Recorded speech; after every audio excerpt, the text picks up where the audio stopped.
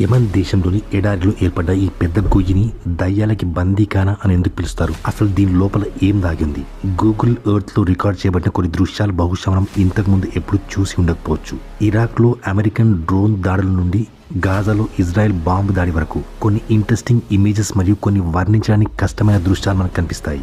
ఈ రోజు మనం ఈ వీడియోలో గూగుల్ ఎర్త్ లో క్యాప్చర్ అయిన అలాంటి 10 ఇంట్రెస్టింగ్ ఇమేజెస్ గురించి తెలుసుకోబోతున్నాం.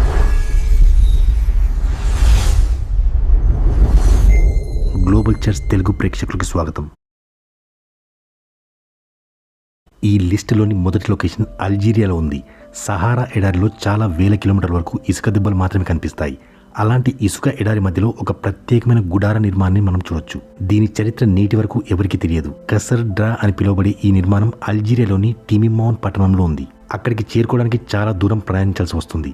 35 మీటర్ల వెడల్పు మరియు 2 మీటర్ల ఎత్తైన గోడలతో కూడిన ఈ నిర్మాణం ఏదైనా కోటన, ఎవరిదైనా ఇల్లా లేదా ఏదైనా అతిథి గృహమా చెప్పడం చాలా కష్టం.